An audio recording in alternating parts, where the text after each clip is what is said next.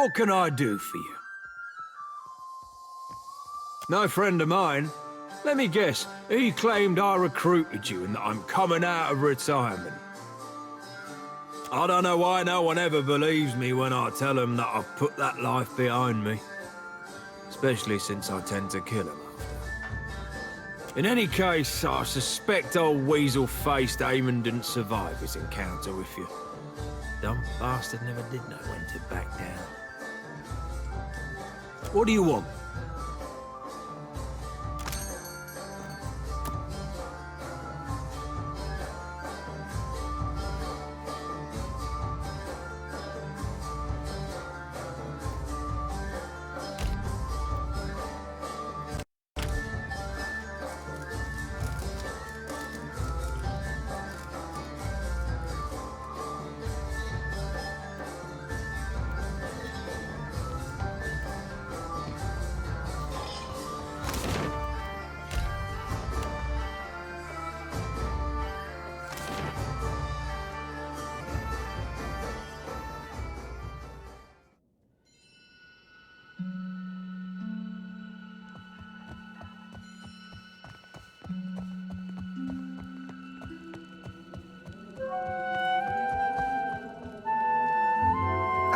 Watcher. Good. You have arrived.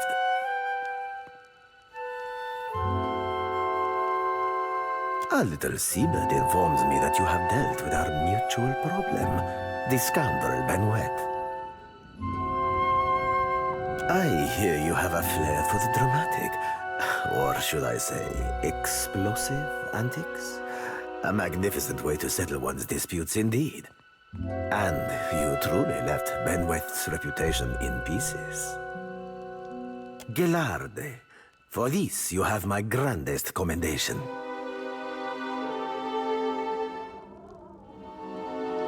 That he did, indeed. And as promised, I have prepared for you a fine prize.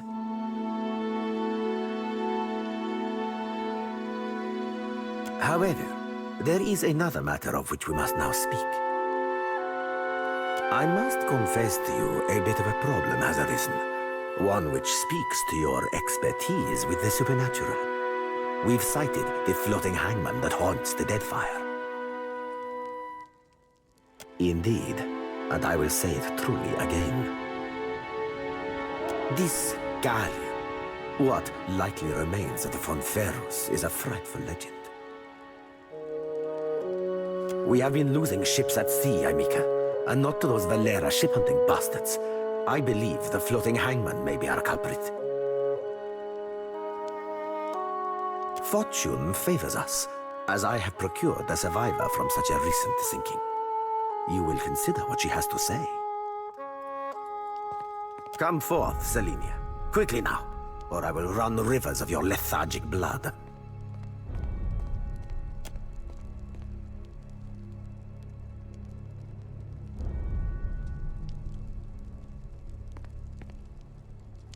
Well, spit it out, Selenia, and try not to embarrass me before our guest. Of course, Captain. It might have pretty hard near the end, but I spit the tale as best as I can.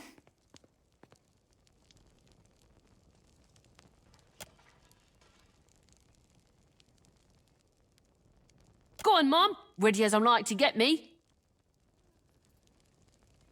Saw my old crew slaughtered me, my best mates, and even a few I hated. They weren't but blood and meat in the end. It branded the back of my eyes, that moment. High seas, nothing but blue all around. Then, mist so thick you could taste it. Ships sailed from within, out of nowhere. Was a hunt, not for loot, but for bodies. The ship, it looked rotted. The crew, they were all undead. Couldn't stop them from boarding, couldn't kill them, couldn't even fight them in the end.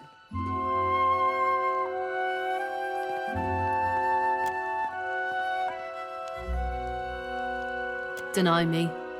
Drifted for days, maybe longer. Kept winking in and out after I ran out of drink. One of mine found her no more than a week ago. Malnourished, dehydrated. The poor girl was scarcely able to speak.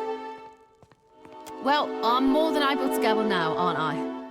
Could sail, too. No, you got no reason to keep me.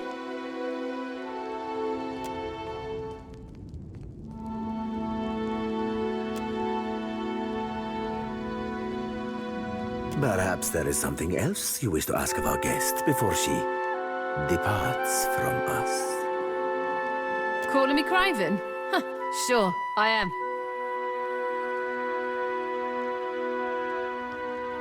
Took a knock-in and I was out for a while. When I came to, they were eating Ganasco, our steward. I dropped a dinghy and rode for it. Don't know why they didn't give chase. Don't much care, me. Me and my crew were adept. Alert. Always. No. Weren't no one gonna get the jump on us.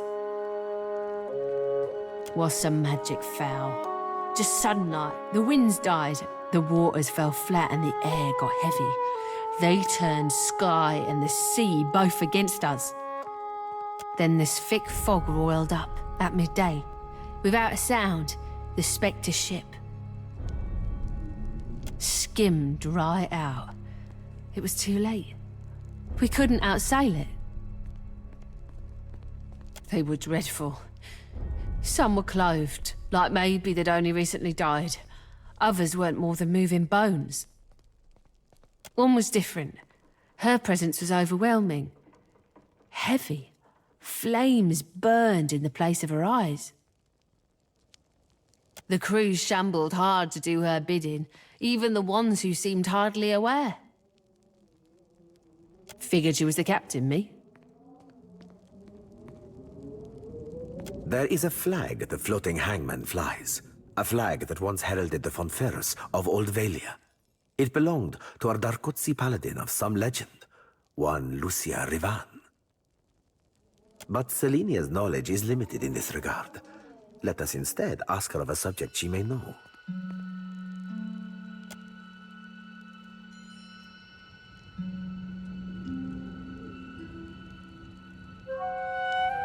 She belongs to Aeldys, who undoubtedly will come to claim her soon. But that is a problem for another time. One moment, Watcher. Allow me to cut to the heart of it. Lucia Rivan, whose flag flies atop our spectral ship, was a Dvouoký paladin who died more than 200 years ago. It is my hope that uncovering the details regarding dear Rivan's fate in life may illuminate the nature of her undeath and how to defeat her galleon. Unfortunately, the only soul who could possibly shine more light on our situation lies buried deep within Neketaka. One Isir the Berethian, now well rotted, I presume. By all accounts, our Rivan was a Dvouoký paladin who sailed to the Deadfire in order to safeguard a royal weapon of Old Valia. She is the epitome of Grand Valia, of magnificence, honor, and duty. Living or undead, she strives still to serve her charge. And yet, we know not why, but a Berethian priest called Isir opposed our Rivan, and fiercely. They fought to the death, Rivans to be precise, in this very archipelago.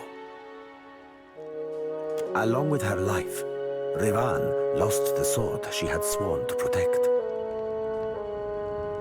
It has, lamentably, remained unfindable since. I believe it may be why she searches the seas yet. Regrettably, I know little but this. He was an Ediran warrior priest of Bereth, and a significantly fervent one if tales are to be believed.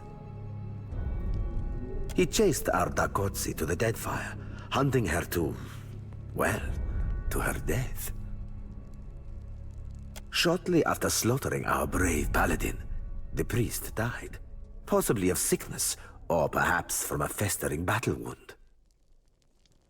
He was entombed in honor of his service to Berath in Neketaka's sacred stair. Indeed, I do. Though I and mine cannot so openly venture into the depths of Neketaka, nor can we commune with the dead, you, Watcher, are adept in both of these areas, correct? You must search the Temple of Berath on Neketaka's sacred stair. Ysaiah's tomb within it should contain a chronicle for how and where he slayed our paladin, Rivan. Gelarde, do return when you've any lead that may navigate us to where the floating hangman anchors. I will be waiting.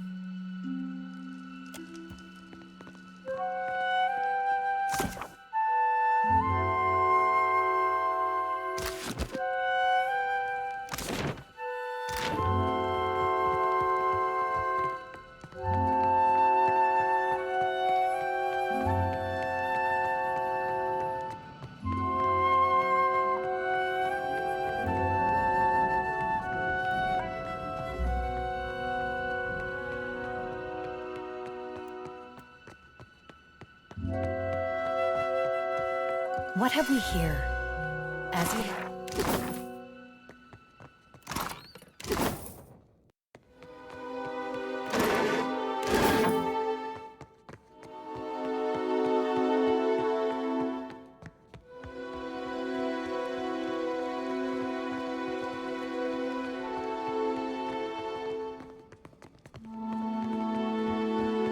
Much ado to you, Casita.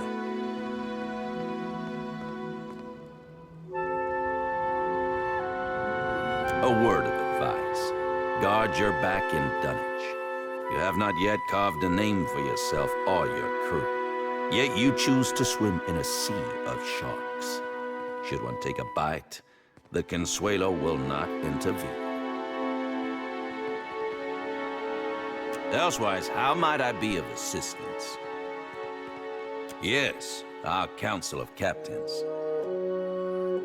There are 7 seats on the Consuelo, each occupied by a high-ranking captain within the Principe. Seat holders convene to vote on a variety of issues concerning the Principe's well-being. To claim a seat, a captain must have substantial backing and sufficient power, both politically and physically. Furrante, the last Marcheso, holds the highest-ranking seat because the most ships in our entire fleet have pledged loyalty to his flag. As you can guess, the Sea Wolf, Aeldys, commands the second most numerous fleet of ships. As such, she is the second chair, and I am the third.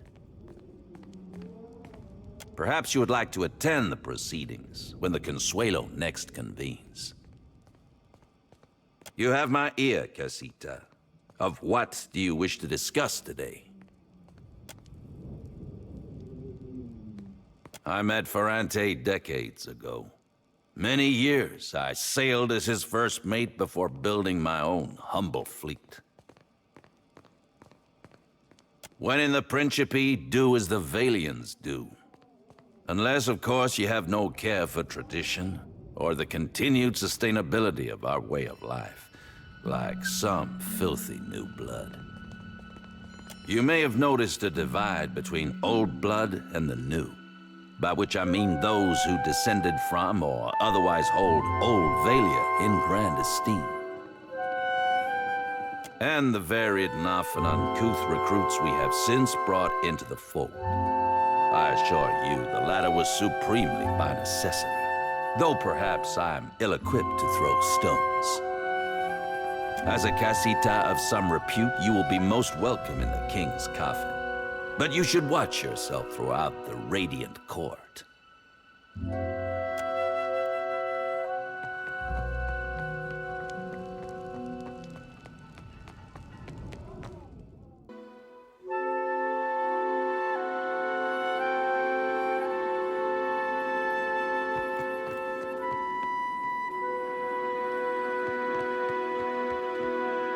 Sharp eyes and keen ears.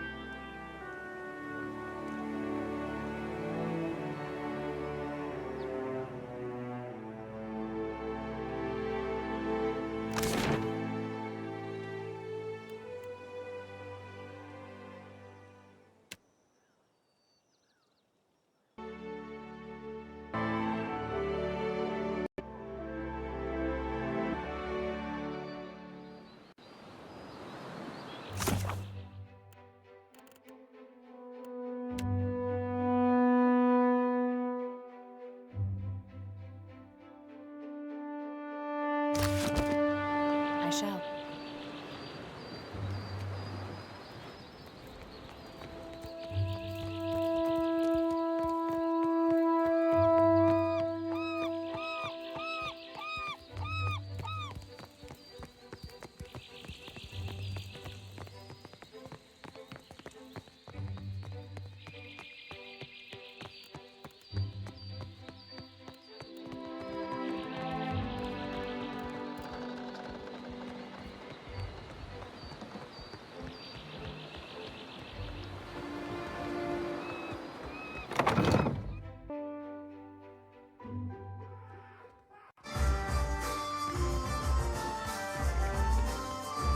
Ado, my hunter!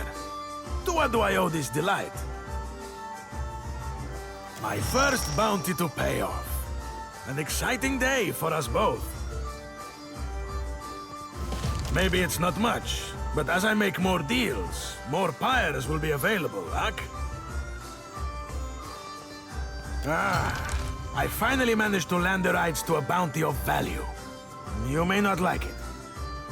There is a thirsty drake who roosts near an oasis northeast of Magia Island. an important site for refilling canteens. The local tribes call him Pūrākau, after a sea dragon of legend. Even so, they have no love for this water thief.